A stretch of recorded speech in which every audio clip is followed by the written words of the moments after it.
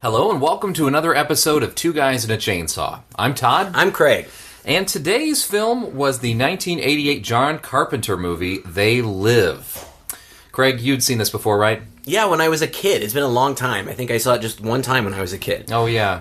I think I saw it fairly recently, like maybe 3 or 4 years ago. Yeah. I sat down. It was one of those movies I'd always kind of wanted to watch, but and of course the cover. And I think my dad really liked it too, but, I didn't get to see it for quite later in life. Right.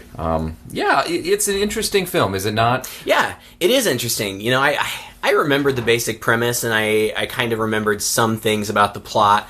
Really, in a lot of ways, the movie hasn't aged all that well, except for that I feel like the subject matter is perfectly timely. It could have been made, right. like today. Just, with a little more explosion, moving a little faster, and that sort of deal. And all the advancements in our technology, but I mean, a lot of it, it's kind of a movie about aliens, I guess, coming in and kind of controlling us subliminally through advertising and technology. And my God, the way that we're all glued to our phones right now, if some alien race wanted to do this today, I don't think they'd have any problem. No, it wouldn't They could sneak it by us. I was just thinking about that, actually. The movie revolves a lot around the television and how we're all glued to our TVs, and we're being controlled by these waves coming, because now everybody has a TV in their home, and there's a point in the movie where you hear somebody talking about how even when the TV is off, there are these signals coming through. And I thought, well, it's pretty much cell phones now. Right.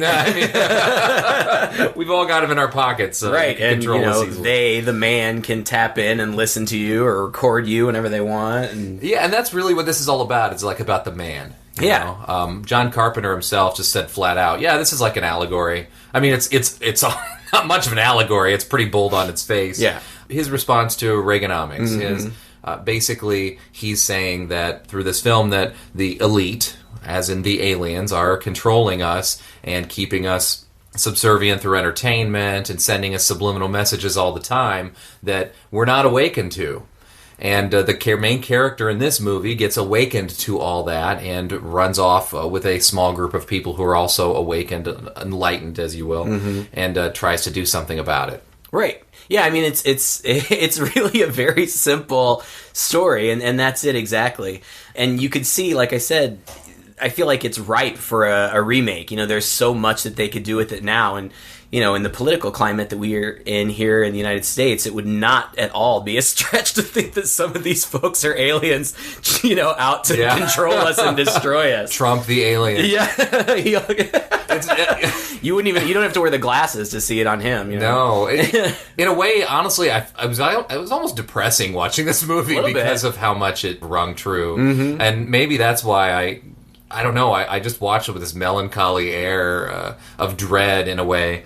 John Carpenter's really good at getting that out, I think. I've always loved him as a director. Mm-hmm. I think, if anything, John Carpenter makes fun and interesting movies that are just so different. And that, I don't know, I get this feeling that he's just a little frustrated that some of these lower budget films, like this one was made for like $3 million. I think it was shot all on location in different places. It opened up #1 that weekend, and then immediately just was out of the theaters like a week later. And, it's crazy. But this one starts out man from nowhere type thing, almost like a Western.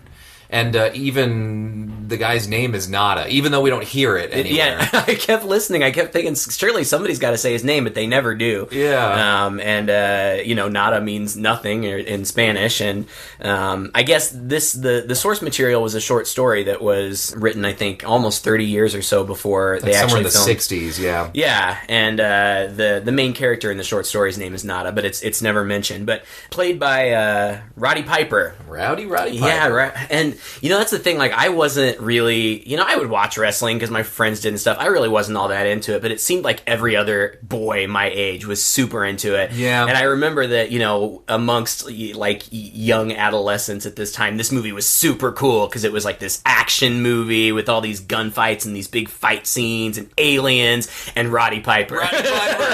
Right. Now, I was into wrestling only because my friends were into it, so I got into it. And we'd watch it, and Roddy Piper was the guy. What a nice man. I mean, he just comes across as a cool dude. Yeah, yeah. And he was always most of the time, he was the enemy in the wrestling world, but occasionally he'd flip over to good, in the male soap opera that is professional wrestling. And in this movie, he just exudes a certain charisma, a sort of energy that just by being there. Did you feel that way? Yeah, definitely. I mean, he's definitely a guy's guy. Yeah. And I feel like, John Carpenter makes those kind of movies. They're stereotypically, of course, women can enjoy these movies too, but I feel like these are kind of guys' movies. A lot of focus on the action. The storytelling is not really all that intricate. It's kind of secondary. But they're fun romps to get through.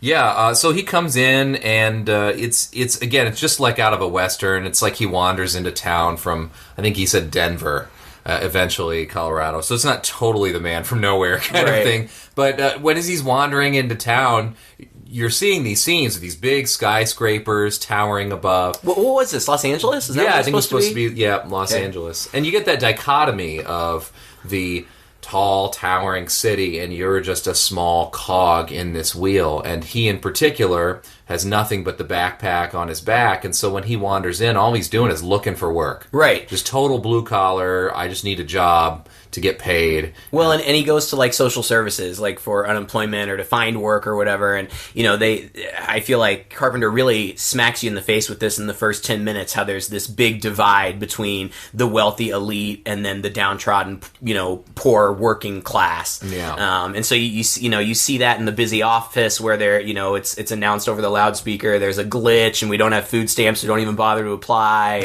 And when he's interviewing with this, I guess, unemployment woman. Last place of employment. Denver, Colorado. Worked there for 10 years. And things just seemed to dry up.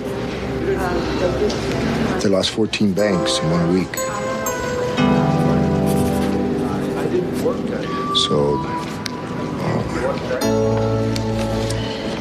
there's nothing available for you right now. He has to go out, and just kind of beat the streets to try to find work, and he does, not easily, but he finds some construction work. And then, you see the other construction guys, and he meets Frank, who's played by Keith David, who I don't know a lot about him, except for that he's really familiar. Yeah, he's in The Thing, right? Yeah, he's in The Thing. He's been in a few films that, you are pretty recognizable. I'm trying to remember names of them. Well, just another big, tough guy. Yeah. And, they kind of buddy up just a little bit, and Keith takes Frank to, like, this shanty town, I guess, where people are kind of just building these little shacks or whatever, and they're kind of a little local community, and it looks like there's some kind of charity organization, like it's right across the street from his church, and they offer hot meals and stuff through the church or whatever, and that's, again, a lot of the focus is just on look at these poor people. They're hardworking folks, but they're downtrodden, and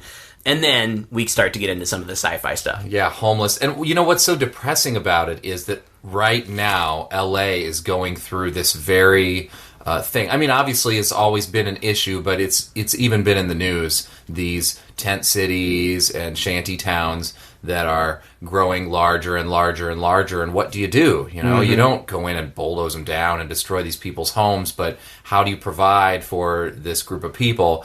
And then there's always that aspect of the rich folks, people who maybe can't put themselves in their shoes, saying, well, we just need to get rid of the riffraff. Why don't they just go out and get a job? Oh, well, and my gosh, that's so timely right now. Yeah. That's the kind of the prevailing attitude in politics right now, is that, people who need social services or whatever are in the position that they're in because it's their fault, because they're lazy or shiftless. And I think that Carpenter is, he's responding to that and saying, no, these are hardworking folks. They're just down on their luck. They want to work.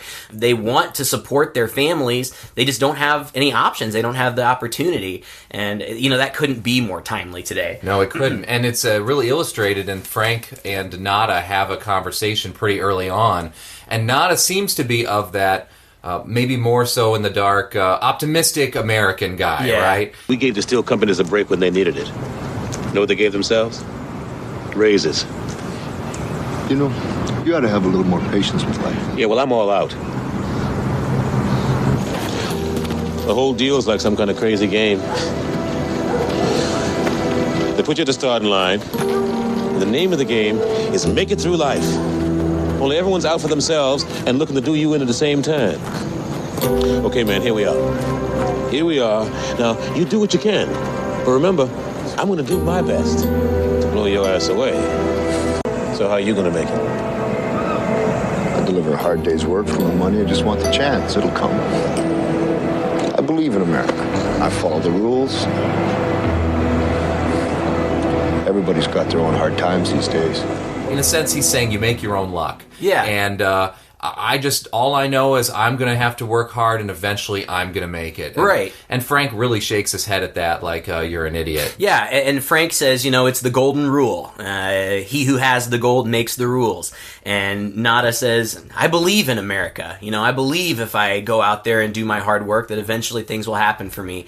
And it's an interesting, kind of contrast. It is such the national conversation right now. It's crazy.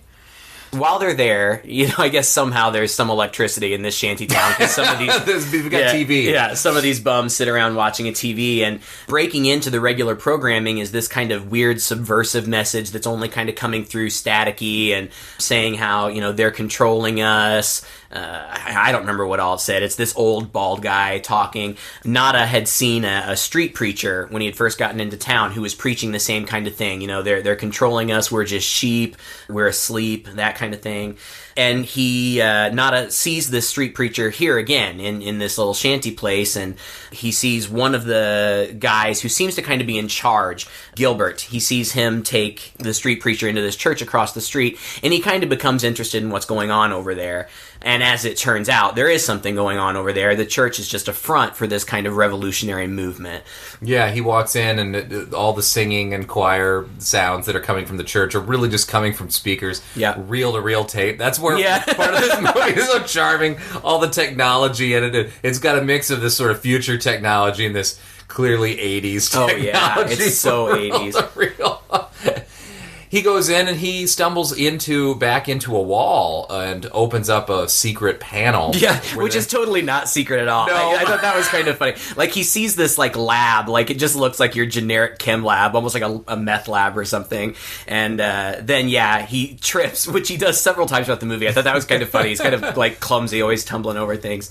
But, there's this door that's kind of hidden, I guess. And I didn't even really get the significance of it because there were all these boxes all along the outside too. Yeah. And then they just had some of them hidden away. Well, and all you've got to do is walk in the side door of this church and you stumble into the whole operation. Yeah, right, there's no guard. He just wandered in. Yeah. It's a little silly the way that's set up. Well, the boxes are full of sunglasses, and he doesn't have any idea what that means, obviously. But I think it's pretty much right away, right after he kind of stumbles upon that, and he's kind of watching them from a distance. Right away, the place gets raided. All these cops come in, helicopters come in, everybody, who is in there runs out and runs away. The cops are chasing him and beating him up.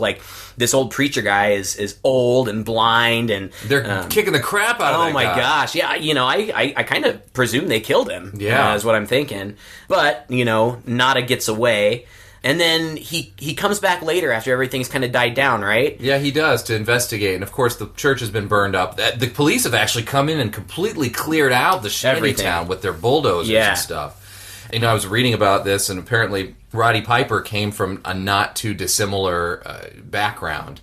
Had some times when he was homeless, and he said that actually shooting those scenes was very difficult for him to kind of see. So some of that reaction on his face, you would think is genuine, I guess. Except the reaction on his face a lot of times is this slightly disinterested, dispassionate smirk. Yeah. He's not, honestly, I love watching him, but he's not really the best actor. No. I mean, he's not terrible. I mean, I feel like we still see, kind of stunt casting today where they'll, cast a big name singer or athlete or something, and it's just for the name, and a lot of the times their performances are shoddy. But, he held his own. It wasn't awful. His acting wasn't so bad. It's kind of Schwarzenegger-esque, right? Yeah. Arnold back in the day. Right. He becomes more of a Rambo at some point later on in the film. And it's pretty one note. Yeah. But, it's not terrible. It's not like you're laughing at how terrible the That's acting true. is. It's just a little flat. That's true. Well, he goes back in, and the church has been cleared out, and a big message that had been written on the wall that said, "They live, we sleep," has been painted over. Of course, because he knows about this pretty obvious, boy, those police really were not doing their job. Not very thorough. And it becomes an alien movie, and we find out that most of the police are aliens, and it's so funny because they're totally inept. Like, we get later on, late in the movie, there are these big gunfights, and there'll be like dozens of these cops like shooting machine guns at these two guys. Never hit them. Meanwhile, the two guys, just Don't have these little aim. pistols, and they're just taking them out left and right. They're just spraying left and right and whatever. Yeah, so the aliens are good with their technology, not so good at the police work, I guess. Yeah, that's kind of silly. He opens up the secret panel and pulls out a box of sunglasses. Well, he pulls out the box, runs out to an alley to see what's actually inside, and he looks into it. Oh, it's more sunglasses, and yeah, he kind of like rifles through, thinking surely there's more. Yeah. Right. And he ends up putting the sunglasses on as he's walking down the street, and instantly he sees one of the large billboards across the street. Now the world's in black and white through the sunglasses, and it says, "Obey." Right. It's a big ad for just a computer, but the subliminal subtext of the ad is "Obey." And he looks across at another ad of a chick in a bikini who's lounging, and it's telling you to go to some faraway place, Hawaii. And he looks at it through the sunglasses, and it says "Marry and reproduce." right. And so he's looking all around, and this is what I remember. I remember thinking this was so cool when I was a kid. These sunglasses that allowed him to see what was really there, even though it was in black and white. And I don't know what kind of transfer we watched. It looked really great for a movie from the late 80s. And the black and white stuff was really clean. It looked really good.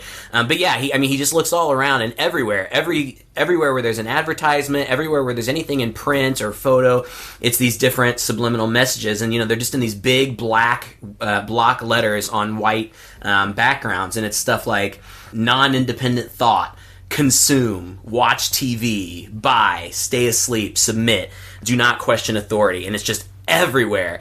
And it's kind of cool because it makes you realize how much you don't realize how much you're inundated with really subliminal stuff all the time. These very same messages. Yeah. You cut it to its core. This is the truth behind what it is. Right. And the truth is black and white, right? Right. So he sees it in black and white. It's clever. I mean, I liked it. I thought that worked for me. Oh yeah, I liked it too. I think that's one of the most fun and creative elements of the movie. I like it a lot. Yeah, and even when he looks down at some money, at one point in one guy's hand, the money printed on it says, "This is your God." Right.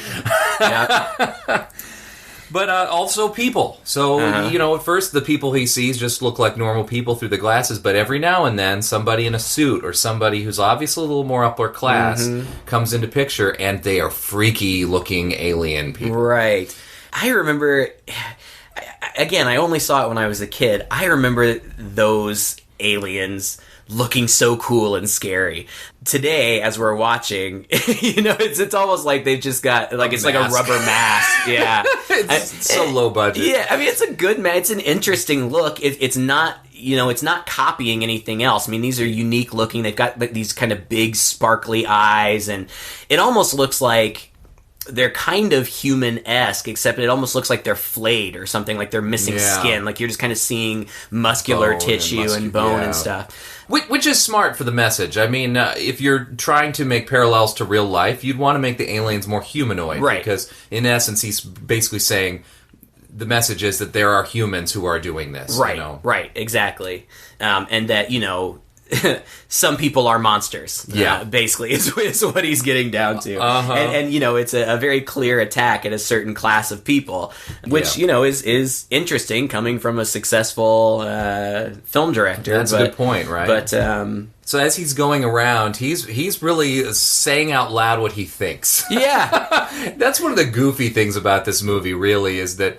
And it's sadly Carpenter couldn't come up with a better way for us to get into his mind. And honestly, he really didn't need more than him wandering around and reacting to things. But he says to people, You look like your head fell on the cheese dip back in 1957.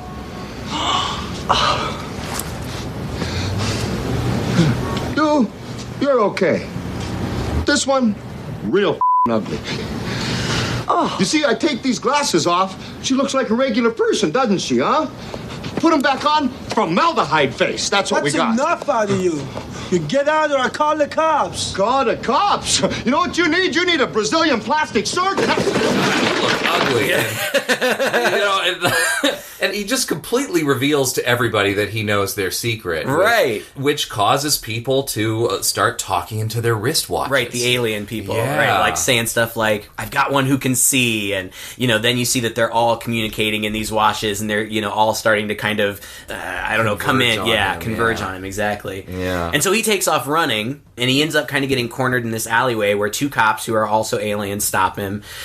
And they say something like, I don't know, like, we can do this the easy way or the hard way or whatever, but he ends up just kind of kicking their asses. And he kills them. Yeah. Like, he just shoots them both. And that was an interesting choice, too. I mean, I see at some point later on, eventually he gets away and he teams back up with Frank, and Frank says, how many people did you kill? And he said, none. I didn't kill any people. Yeah. They weren't people.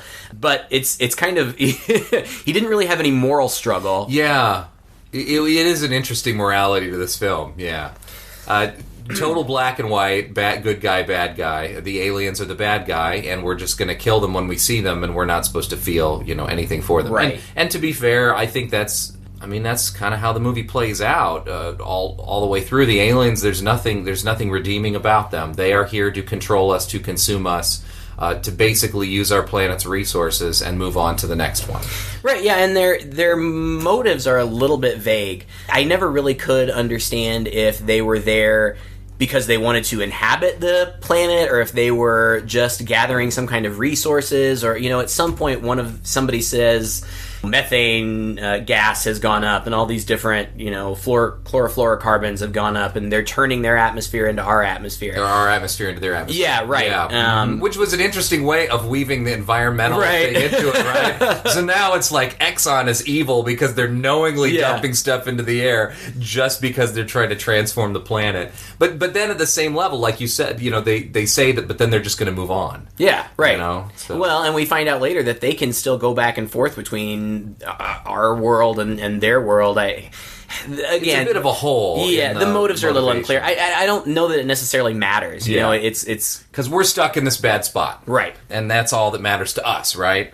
Is that now we feel bad because we've been submitting to this the whole time, and we've been coaxed in by this message that they are continually giving us, that you too can be like us. You too can be rich and successful, which again is what Nada originally feels at the beginning. And then it's only when he puts on the glasses and realizes there is in fact a large conspiracy, that the deck is stacked against us from the beginning, and all of that goes out the window. Like the American dream essentially goes out the window. Right. Because the deck's stacked. Yeah, right? Exactly. And that kind of comes to be the message, because the deck is stacked, do you stand up and fight, or do you submit to the inevitable? Right. And, if you can have personal gain, why not? What is your other alternative? They're here, they're in charge. If they are offering you, some sort of personal gain for just going along and helping out, why not? But of course, the true American Nada knows that we have to fight for our freedom and our individuality and all that stuff. Well, it does, it raises an interesting point, and that is, okay, if these aliens have the power to come in and give you the wealth and whatever, if you go along with them, why are there poor people? Why are there people who are in the dark why are they keeping so many people in the dark? We've seen science fiction films where the aliens come in and just promise the world to the Earth, but there's always a sinister catch behind it. Mm-hmm. In this case, I think the fact that the aliens are coming in to consume and really don't care about humanity, that's why they've got to keep this dichotomy. They've got to keep the poor and the rich. They've got to keep and maintain a certain class struggle to give you something to aspire to grease the wheels for their invasion. Well, and it's also, kind of a control thing. Somebody says it, I don't even remember who says at one point, he says, they must love watching us rip each other apart. They must love watching us kill one another. So by raising some people in status and keeping other people down, they're maintaining that conflict. And allowing us to do a lot of their dirty work. Right, exactly. Yeah. Yeah, it's interesting. Which, again, God, isn't that scary? It is so scary because it just sort of feels like we're living through it right now. I know. It's crazy. Pitting people against one another and, for political purposes. And yeah, it's you put it in the context of a sci-fi movie, it's scary. You put it in the context of reality, it's even scarier. Yeah. I don't know, man. It is. Scary time. The scariest movie we've seen, way more than, than Saw or anything else. Well, he gets away from those cops and he runs off and... I want to point one thing out, though, which is really cool, and I thought this was a fine choice by the director-writer, same guy, was that he does encounter a cop that's not an alien. Right? He's also saying, not all these people, and of course we get introduced to that later, but not everybody in authority is a bad guy. And not even all of them know. Mm-hmm. A lot of them might, but some of them don't. And so he doesn't kill the people. And, that kind of goes throughout the rest of the movie. They're running around with machine guns and whatnot, and they kill indiscriminately the aliens, but they'll just let the humans just kind of skirt on by, yeah. Even if they might be in cahoots. The idea is that they don't know they're in cahoots, right? Right.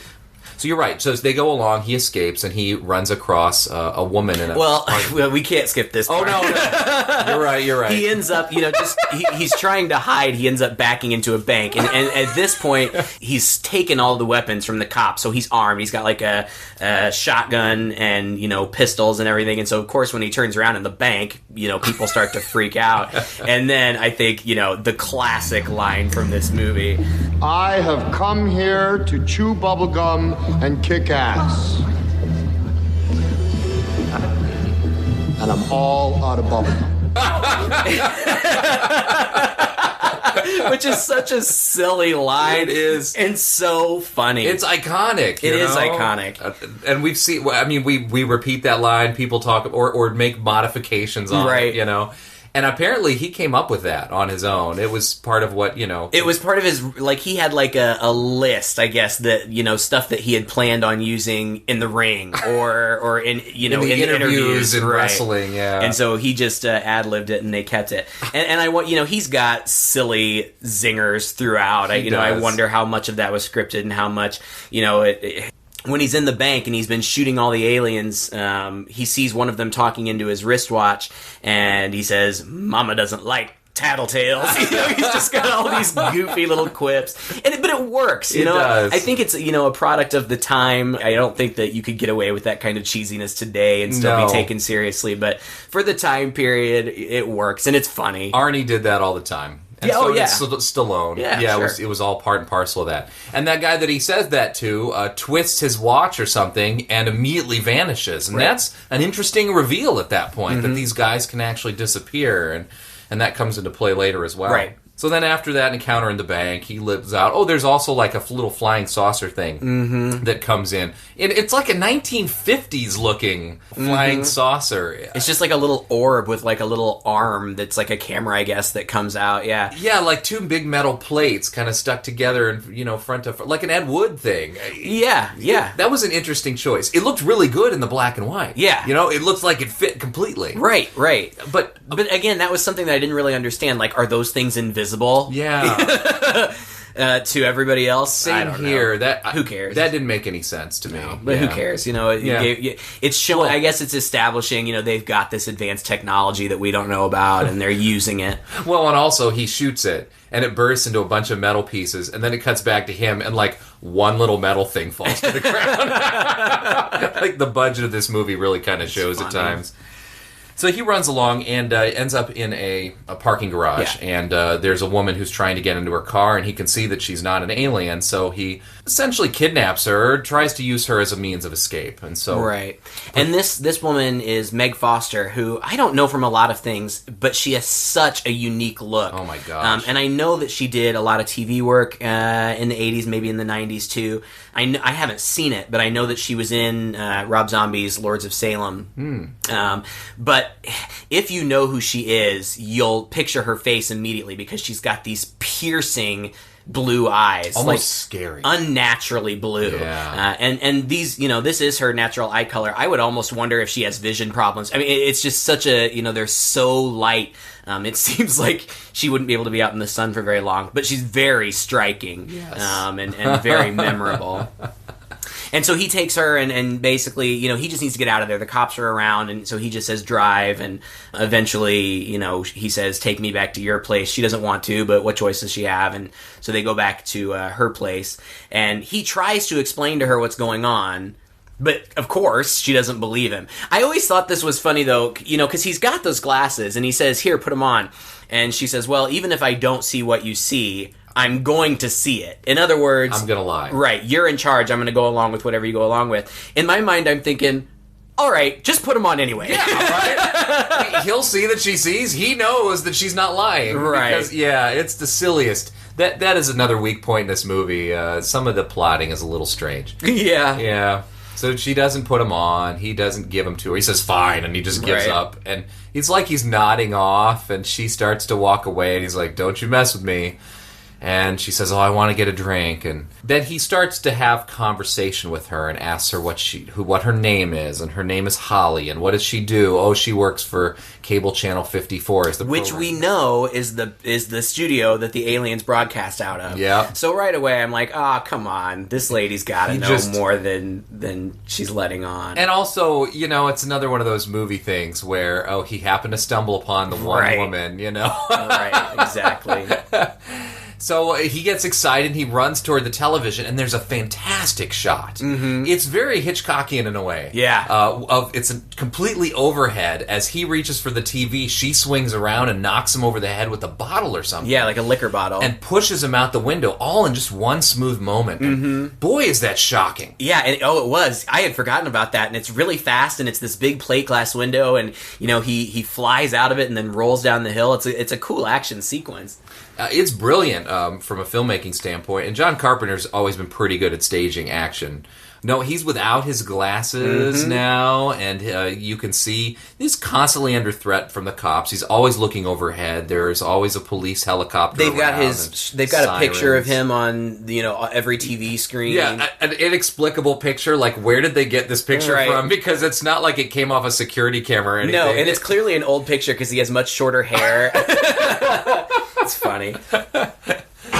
It's goofy, but he is more or less able to wander around the streets when he needs to without anybody recognizing him or anybody bothering him. So in that sense, the tension in the movie dissipates a little bit when you realize that when it's convenient for the film, he can just wander around. Whereas when it's not convenient or we need to introduce a chase scene or something, suddenly the cops are everywhere or everybody knows who he is and besets upon him. You know? And that would be a criticism that I have of the movie. You know, it really takes a while to get rolling. And then even when it gets rolling, when the aliens are revealed, it's not real fast-paced. I mean, some fun action stuff will happen, but then you'll have a good stretch where it's just walking around and looking around and whatnot.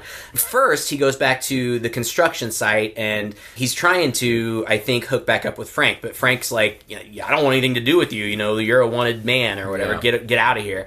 And so he leaves, and he goes back to where he left the box of sunglasses. He had left it in the bottom of this trash can, and he goes... Which was the dumbest idea. Oh, I know. Well, at that point, he didn't know what they were. But and who knows? I mean, it's not within the realm of reality. But I'm thinking if I realized what those sunglasses did, one of my first thoughts would be, I'm going to go back and get the other ones. Yeah, right? Like immediately. Right. But I guess it doesn't cross his mind. So he goes back, and the garbage has just been picked up, and the truck is still there. So he kind of sneakily opens the back of the truck and rifles through and finds the box. And it looks like there's still a couple of pairs in there. You know, this is almost an unnecessary scene. It is. Isn't it? Yeah. The outcome is the same. Right. And he's never in any peril. It's not like the guys running the truck find him doing whatever he's doing. He just goes in, oh, okay, there are the glasses after all, and it gets dumped out on the street. Well, and that's the thing. Like, I feel like they were going for a comic moment with him getting dumped out of the dump truck onto the street, but it really wasn't that funny. No. I mean, it just didn't seem necessary at all. And it's like I said to Craig as we were watching this is the cleanest garbage I've ever seen in my life. It's just all cardboard boxes and papers, you know? Nothing dirty about it.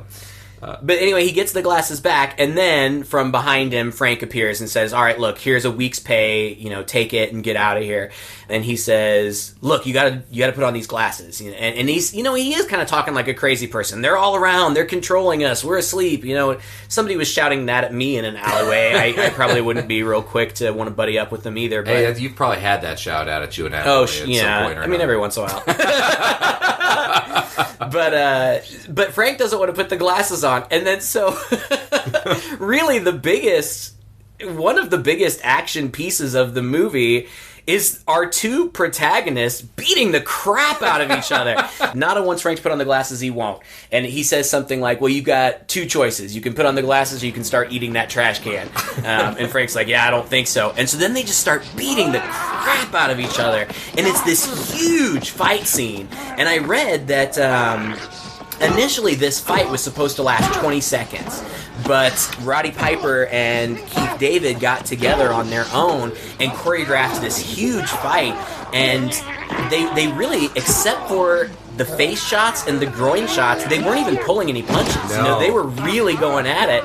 And it's a good fight. It's a tough fight. I mean, these are two big guys. Strong construction Oh my workers. gosh. And when it first starts, Frank is like punching Nada in the chest, and it just looks like he's punching a brick wall. Like he doesn't yield at all.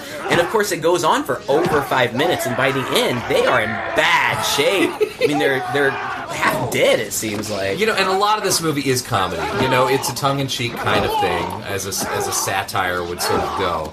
And this does get to comical proportions, intentionally comical proportions.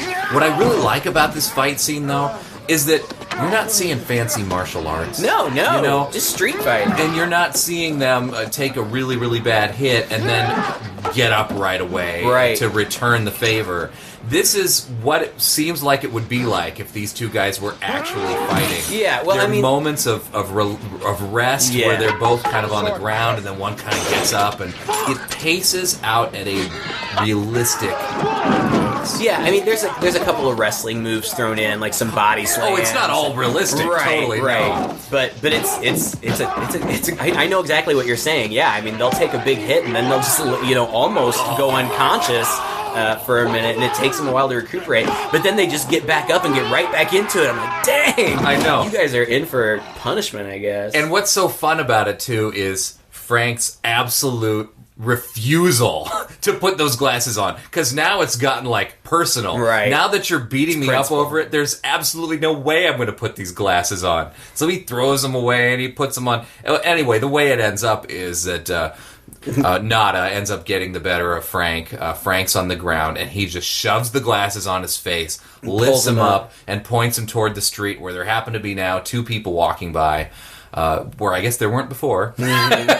During the preceding 5 minutes, who happen to be aliens, and they look at their watches and talk, and suddenly Frank's a believer. Yeah, and another one of those orbs shows up, and he sees that, and so now they're friends again. And that was something else that I liked about that fight. It was almost like they weren't apologetic in how rough they were being on one another, but it was almost like chivalrous, like they would help one another up, like they would apologize. Oh, sorry, like we're not enemies. Just do what I want you to do. Yeah, we don't hate each other's guts. Right. We're just trying to win. That's win the argument with force. So then they go off together and they get a hotel room, and it's a funny shot of them walking in, and they're both just. I mean, the makeup is pretty good. They are both just busted up. Roddy Piper's face is all swollen. They've got cuts everywhere.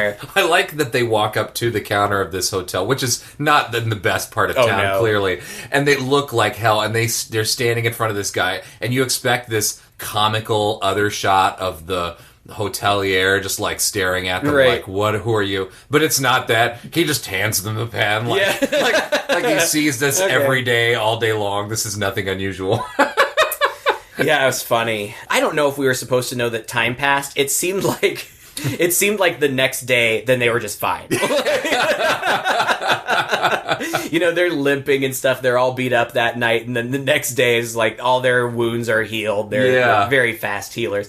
Not to mention that Nada had been thrown out of a building and rolled down this huge hill, but he's a quick healer apparently. Well, this, I know for me at least, this is where the movie was starting to kind of slow down again, is when they're in the hotel room and they're chatting with each other.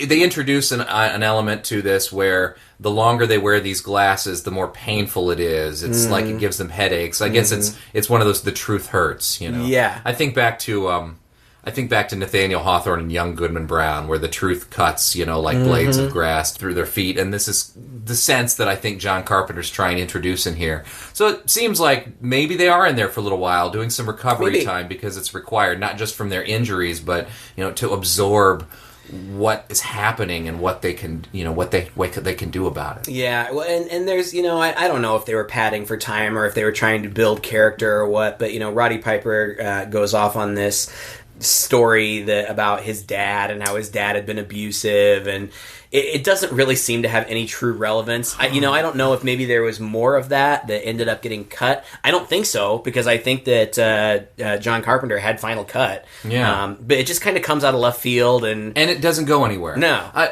That's another thing that I just rolled my eyes at. I thought, man, it seemed like he was going for that man from nowhere trope. Mm-hmm. Yet he he tells enough of his backstory throughout the movie, but not enough of it that it's interesting or compelling or really sheds any more light onto him. I thought it was a weakness. Maybe padding for time. Yeah, I don't know. But yeah, or for him to give another one-liner. Yeah, right, because he says something like, what does he say? He talks about the story's bizarre. It's about his dad when he was 13, kind of holding a razor blade up against him, and I guess slashing his throat or cutting him with it or something. It was weird. It was ambiguous. It's like he said that he put the razor blade up to his neck, and Nada begged him not to, but then it said he sawed back and forth like he was sawing down a tree. I don't know if it was just threatening or if he was really cutting. I don't know. It was unclear. But it culminates in... There's gonna be hell to pay. 'Cause I ain't Daddy's little boy no more. Okay. It's a silly line, and it's kind of funny, but it almost seemed like he had that line first, and he had to figure out a way to work it in. Yeah, maybe. What I really liked was the line that came shortly before that, when they were done with their fight, and Frank sees for the first time, and Nada turns to him and says, "Life's a bitch." And she's back in heat. Yeah, that was a good one. I liked that one. That one made me laugh.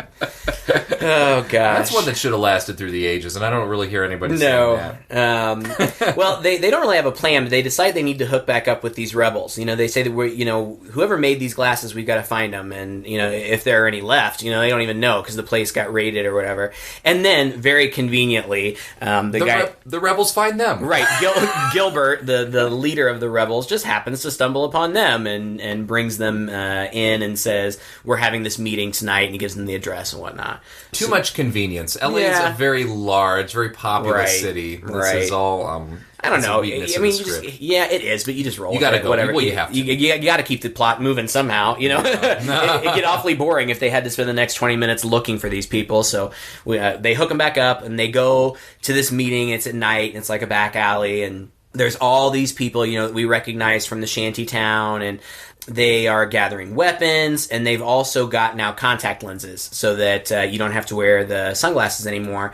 And apparently the contact lenses don't cause that same kind of pain. They've tweaked them or something so that they can wear them all the time. Yeah. And, not a lot goes down except for that, Holly, the woman that Nada had gotten a ride with, just like magically appears there out of nowhere, and it seems like she's joining the resistance. I guess the implication is that because the glasses were left in her apartment, she looked through them. Right, exactly. Yeah, we saw that. After he fell out of the window, she looked down and saw his glasses in the broken glass, and so we assume that, and that's what she says. She's like, "I'm sorry, I didn't know. I feel really bad." Blah, blah. And then just, they've been there maybe 5 minutes, and all of a sudden, one whole wall just blows out, and in comes this huge group of military police. It's so dramatic. Oh my gosh, yeah, and they just start tearing everybody down with machine guns. And again, it's funny because everybody else except for the people that we know can't get killed. Get killed. That's right. All these nice resistance people, but meanwhile, Nada and Frank and Holly, they're right in the middle of it, but they're fine. It's funny because when they came to that place, there was a guard outside who let them in. Did they have guards around the back? I don't Did these know. people have ways to communicate and let folks know, hey, there are like 15 tanks coming and a whole, about 30 people with machine guns who are about ready to break the wall down. You might want to get out. Right. It's a very poorly organized resistance movement. Right. For as much technology as they have. I don't know how they're making these glasses and stuff. But that is the moment, and it's this moment in all the movies where we learn a little bit more about the aliens, and that's where we learn about the atmosphere, and we hear that they're everywhere, and they're using the television sets to transmit, and that they're searching for that one spot where they're transmitting from. Right, because that would make perfect sense, that they would transmit just from one location to all a around satellite the world. that goes everywhere. Right. Right, and thankfully that location happens to be in L.A. Right. And wouldn't you know it, the same channel that Holly works at. The guys get separated from her. But they give them watches as well. Oh, right. And they say they're for communication. You can listen in on their communications, and they can do this disappearing trick. We haven't figured it out yet, but we're working on it. Yeah. So Nada and Frank take out a bunch of people, but then they kind of end up getting cornered in this back alley, and Frank's messing around with the watch trying to figure out what it'll do, and it kind of like shorts out or something, and he tosses it behind him. And the watch, like, there's a big flash, and this big hole appears in the ground. And some voice says, "Your watch has malfunctioned. This portal will close in 10 seconds. And it's like an emergency portal in case your watch malfunctions. Right. It's weird. But this whole scene is so goofball, where they're running down the alley and these people are shooting at them, and you've got people on the roof shooting down. I mean, they are in the position of weakness here, right, where they are sitting ducks in this trench, in this alley, running down. There are people up above them, there are people on the fire escapes, there are people running down, and they're shooting at them, and nothing hits them, but Nada's got like an M16 or something, and he just sprays. He just doesn't even aim. He just kind of like holds it down and just shoots it around, and it happens to hit everybody. Yeah. It's so Rambo. I know, it's funny. So they go down in the portal, and I don't really understand. Like, I didn't understand if it like just opened a hole and then they ended up down right underneath where they were, or if it was. I think so. I think it was definitely like a dimensional thing where they were going somewhere else on Earth, obviously. Mm-hmm. But I felt like maybe always the portals, or when people use the watch, it gets them to that underground central area, right? Right. That's how I felt anyway. Because there were those tubes. It looks like a big concrete tunnels that just go on as far and intersect each other. But there also seem to be these tubes that came down. You know what I mean? Yeah, like some openings like, in the wall. What are they, like pneumatic tubes or whatever? Yeah. I don't know. And signs in an alien language kind of pointing the way to different areas. But I don't know, you'd think these aliens would get something a little more high class than... Yeah. It was the late 80s. We were behind the times. So they get down there, and they're walking around, and of course, there's guards and stuff. I thought it was funny. The guards have, like, these communicators, and they were totally the... the things PKE meters. Yeah, from Ghostbusters. I mean, I was like, those look awfully familiar, and then I looked it up after. I'm like, yep, that's exactly what it was. Those PKE meters show up in a lot of movies, and it is so funny because the Ghostbusters, what was that, 85, 86? Maybe. I mean, that is such an iconic movie, and it was such a huge hit when it came up, and that PKE meter was so featured in that movie that I cannot believe that got used in so many films thereafter as something else. Yeah. Oh, it's transparently the same thing, and it takes you out of it a little bit, actually. A little bit, but it's a little silly. It is silly, but it's also kind of fun. It's that. It's like a little Easter egg. But what's funny is that they have these watches they can communicate on. Why are they using this PKE meter to communicate? Like the guards aren't good enough for watches, I guess. So we don't really know where they are, but it seems like this compound, and they hear like something, and so they go walking, and they get into like this big banquet hall or like a ballroom or something where there's all these rich people sitting at tables, and there's a guy talking up front.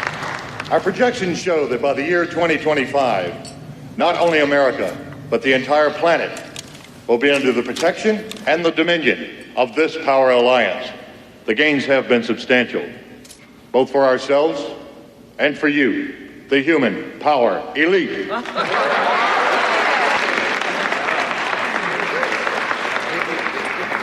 You have given us entree to the resources we need in our ongoing quest for multidimensional expansion.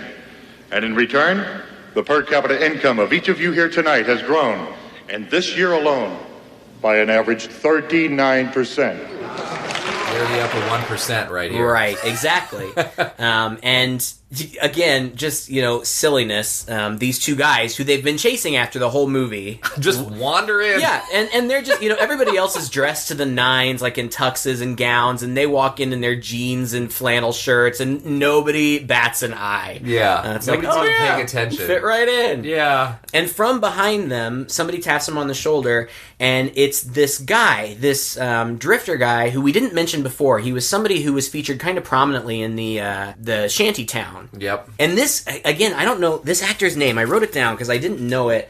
George Buck Flower. Yes. I recognized him right away and knew that I had seen him in a bunch of movies. Oh, and yeah. It seems like he kind of always plays the same character. He does. He's always a bum, or he's a country folk person, or a hillbilly, or something like that. Yeah, I looked him up, and he was in Back to the Future, and I remembered that. Like, he's like the bum on the street, like when the car disappears, I think, right? And then he was also in Wishmaster, which is a pretty terrible movie, but I kind of a guilty pleasure for me. He was a bum in that movie, too. Really recognizable. Oh, man, he used to be, honestly, also in a bunch of weird exploitation drive-in type fare back from the 50s and the 60s. Oh, yeah, he's got tons of credits. Crops up everywhere. He'd be the actor I'd want to be. Yeah. Oh, how much fun. Yeah, right. Just, you need a bum, I'm your bum. Sure. Well, he shows up, but he's not a bum anymore. He's in a suit, and he's got his hair all coiffed and whatnot, and he says, "Hey, boys," and he's got that kind of, that gravelly voice too. He's like, "I didn't know they recruited you too," and he just assumes, right? And they're like, yeah, want to show us around? Sure."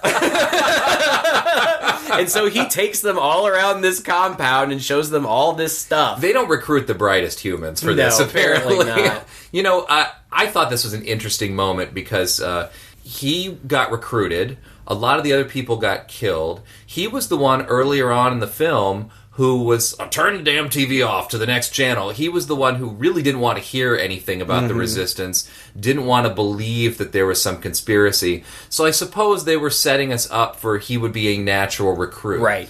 But that's a little problematic, because if he's the one who doesn't want to believe there's a conspiracy, how do you convince him there is one, and how do you then recruit him into it so willingly? Right. But I felt like in this manner, again, with that social commentary, maybe in the same sense that there are people who are wrapped up in this conspiracy who don't even know, who are just trying to get ahead, this is your rags to riches story. Exactly. This explains them all, right? This explains why somebody can come from nothing and suddenly be really rich. It's because the aliens. Well, and it just makes perfect sense. You appeal to, and politicians are doing it right now. You appeal to the poor or the downtrodden and say, I can promise you a better life. All you have to do is go along with whatever I say. And it makes sense. If you've got no further down to go, why not? Why not take a shot at moving up? Yep. And he kind of says that, because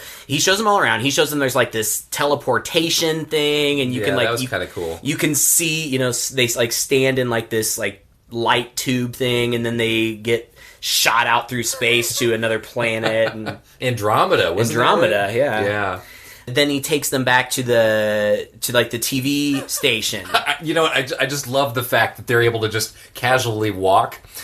Oh yeah, like, wherever they got teleported to seems to be a huge maze of underground tunnels. But within about 5 minutes, they've walked to this banquet hall center, and they find this guy that they knew, and then he just walks them down the hall to where the main airport is. Yeah, where there are guards posted all over the place, and nobody says anything. And then he just walks them. It's like the next door down is where the TV station is. Maybe it's not as big a complex as we thought. Maybe not. But the two main guys, take out a couple of guards, and what's his name? The drifter guy uses his watch and disappears. He's like, bye-bye, boys. And he's gone. They want to find where this is being transmitted. And the drifter guy told them, oh, yeah, there's a big satellite on the ceiling and on the roof. Yeah. But they're at this cable station 54, and Nada knows that that's where Holly works, and he wants to find her. So they're running through. Again, they're killing all the aliens, not killing the people. And eventually they find Holly, which, she just stumbles down. Well, the last time that we had seen her, it's like she was escaping from the police or whatever from this resistance thing. And he even says something like, well, if she came here, I want to find her. Like, oh, of course, if I'm running away from the military, I'll just go to work. I'll just go back to work. Like nothing happened. Right. Well, maybe the implication here is that she got caught up by the police and recruited instead, and they placed her back at work. Well, I don't know. Because we find out, and again, I think it's plot holes. Big time. They hook back up with her, and they start running up to the roof, and then just, right as they get to the roof, out of nowhere, she shoots Frank in the head. And then Nada's up, he sees the satellite thing, he's getting ready to shoot it or whatever, and he says, are you guys clear? And she says, I'm clear. And he turns around and she has her gun pulled on him. And then the helicopters come up, tell him to drop his gun, and he does, and she says, don't do this or whatever. Now, I kind of suspected that she was in on it, and I really think that she was in on it the whole time. You think so? I think so. I think she worked for them. I think working there at that TV station, she worked, she knew what was going on. She worked for them. So, that makes sense, because then she infiltrated the resistance. That's how they knew where she was. Right. But I wish that we had been given something that we got more of her backstory. What is the deal? Has she been working with them all along? Did they promise her? But we don't. We don't get anything. All we get is he slips another little handgun that he had up his sleeve out, and he shoots her, and she's dead. Yeah. And that's it. She's the only human he kills, I think. Yep, in the whole movie. And so then he turns around and shoots the satellite dish or whatever. It blows up. He gets blown away by the people in the helicopters. We presume he's dead. What's great, though, is that there's that last shot of him getting, laying down on the ground, and he slowly extends a middle finger out. Oh, gosh, yeah. Classic. I love it. So funny. It's so in character with him. He goes through this whole movie almost like he doesn't really care about himself. He just wants to solve the problem. Right. And a big F you to the aliens. Right. America. Yep. And then we get this, and this is the scene. I know I've seen it on TV recently. It stands out in my head. We get this scene where all of a sudden their masking frequency or whatever disappears, and all the people are seeing them for who they really are. It's funny, and I think that it's played for the comedy. You see the people on TV, change, and you hear the people in the crew like, and running away, and the people behind the desk who are the aliens are like, what? What's wrong?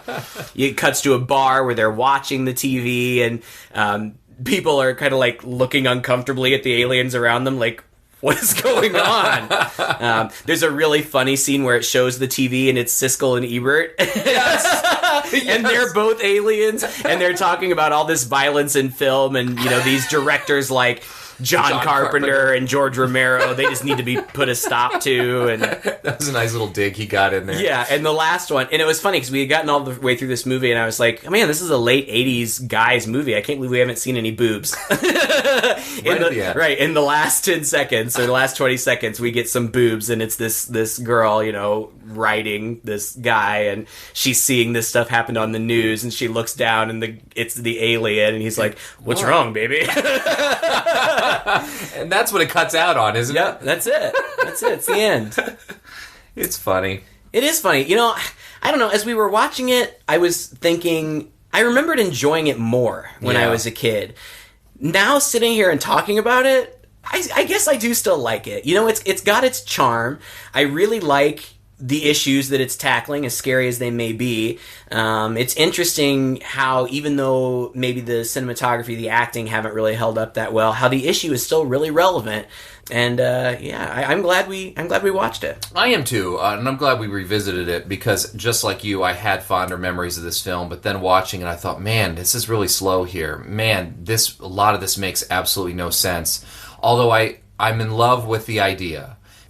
People always talk about how a movie turns out when you're trying to give a message as opposed to trying to tell a story. And I feel like this movie is very illustrative of the perils of trying to make a message movie. Right. You end up writing so much to the theme and to the message and trying to get all these different points in that the story suffers. And as a result, I think the story makes very little sense. Yeah. You know, and so you end up with plot holes, you end up with characters who are kind of one note, characters who are kind of silly. It's a fun, silly movie. Right.